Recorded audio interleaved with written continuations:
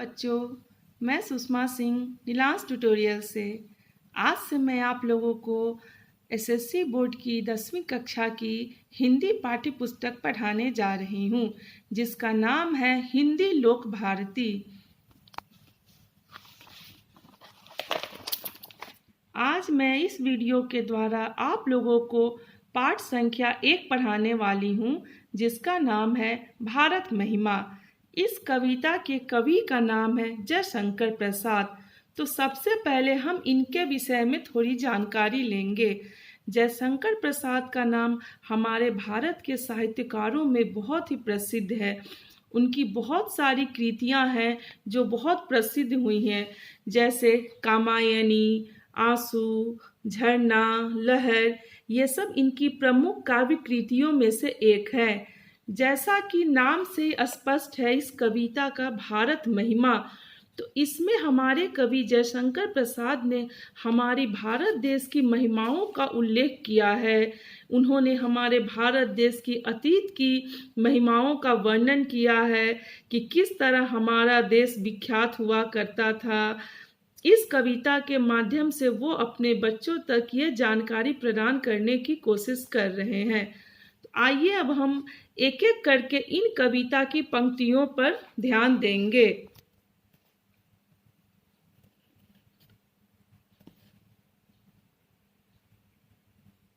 हिमालय के आंगन में उसे किरणों का दे उपहार, उषा ने हंस अभिनंदन किया और पहनाया हीरक हार।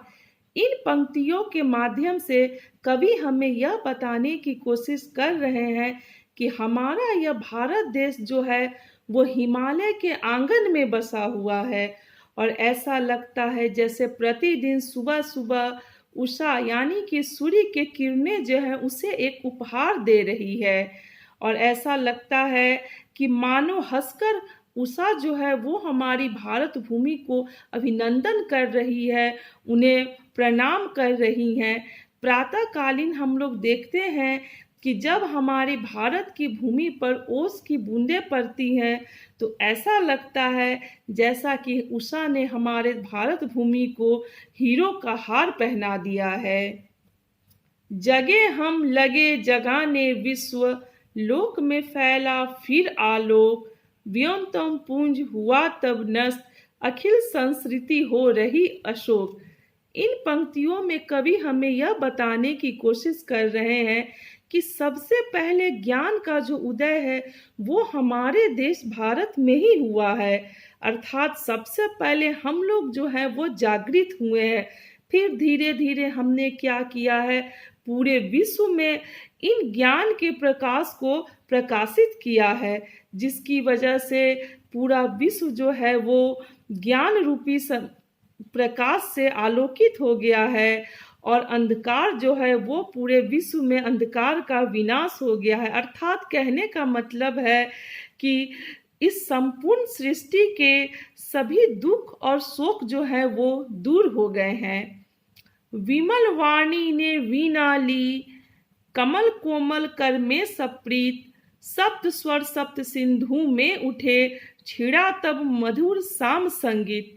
इन पंक्तियों के माध्यम से कवि हमें यह बताने की कोशिश कर रहे हैं कि वीणा की देवी यानी माता सरस्वती, उन्होंने इसी पावन भूमि पर, इन्होंने इसी भारत की भूमि पर अपने हाथ में वीणा को धारण किया, और उनके जो कंठ है उनके गले में एक कोमल स्वर उठी, और उनकी जो वो स्वर है वो सप्त सिंधु अर्थात सातों समुंदर में जो सातों स्वर है उसकी सरगम गूंजने लगी, और इस तरह से मधुर संगीत का जन्म हुआ।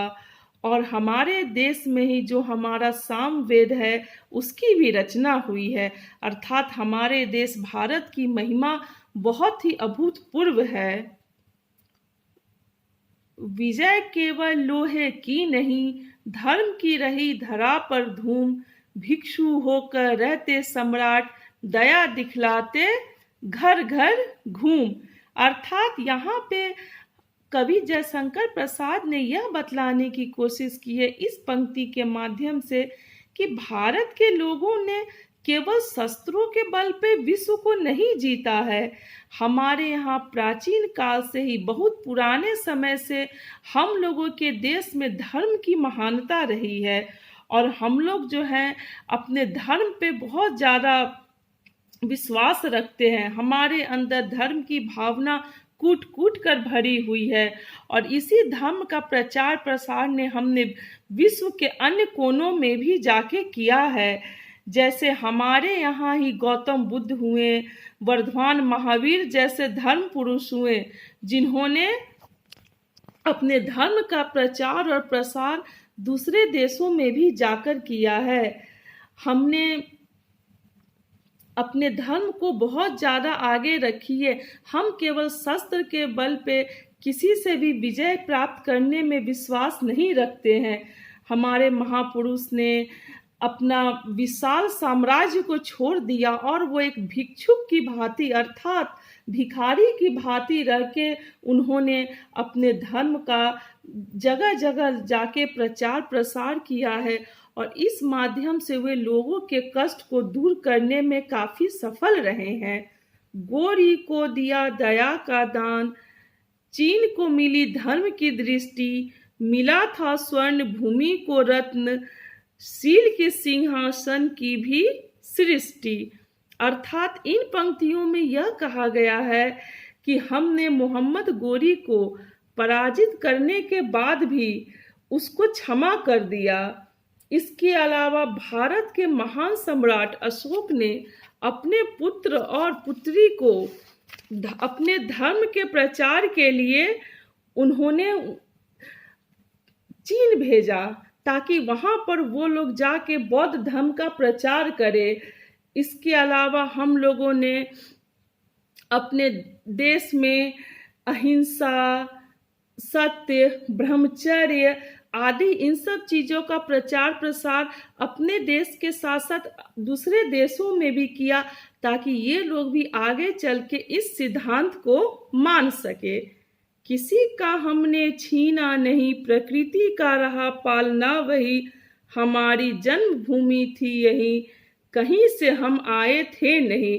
अर्थात इस पंक्तियों में कवि ने यह बताने की चेष्टा की है कि भारतवासी ने कभी भी किसी की संपत्ति या किसी का राज छीनने की कभी चेष्टा नहीं की है, बल्कि हमारे ऊपर तो प्रकृति की महान कृपा रही है क्योंकि हमारे यहाँ एक से एक अच्छी भूमि, एक से एक पर्वत श्रृंखला, एक से एक घाटियाँ, बहुत सारी नदियाँ, हमारे झरने, फल फूल, ये सब हमें प्रकृति की ओर से मिले हुए हैं और भारत जो है वो सदा से हमारी जन्मभूमि है। हम बाहर से आकर यहाँ नहीं बसे हैं, हमारी शुरू से जन्मभूमि जो है भारत ही रही है। चरित थे पूत भुजा में शक्ति, नम्रता रही सदा संपन्न, हृदय के गौरव में था गर्व, किसी को देख न सके विपन। अर्थात इन पंक्तियों में कवि ने यह बताने की चेष्टा की है कि भारत के लोग सदा से चरित्रवान रहे हैं, हमारी भुजाओं में भरपूर शक्ति रही है, भारतीयों में वीरता की कभी कोई कमी नहीं रही है, हमारे अंदर साथ ही इन सब गुणों के बावजूद नम्रता का भी गुण रहा है और हमने कभी भी अपनी शक्तियों पर किसी प्रकार का कोई घमंड नहीं किया है। हम तो सदा दीन दुखियों की सेवा करने के लिए हम भारतीय सदैव तत्पर रहते हैं।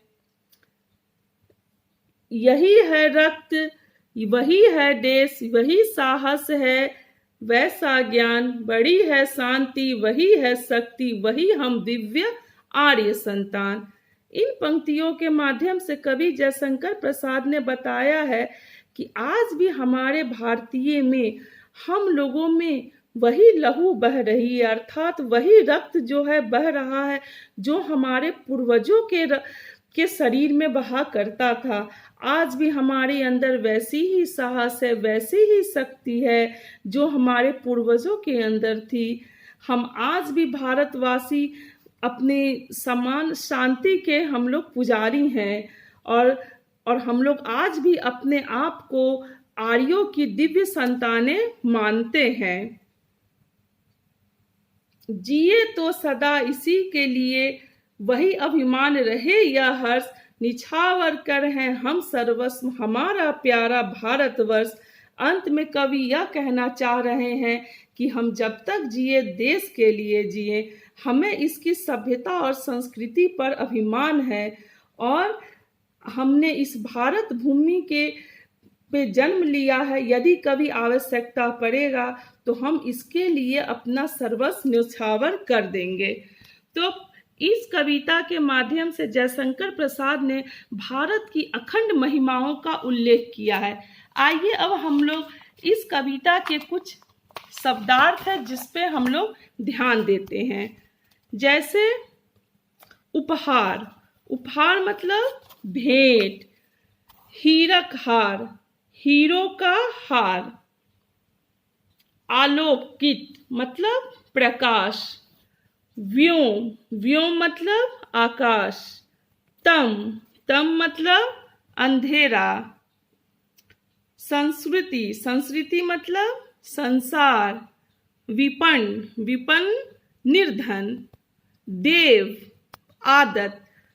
तो इस तरह हम देखते हैं कि जयशंकर प्रसाद ने बहुत ही अच्छे तरीके से हमारे भारत की महिमा का उल्लेख किया है इस कविता के माध्यम से, और उन्होंने अपनी भावों को इस कविता के माध्यम से दर्शाया है।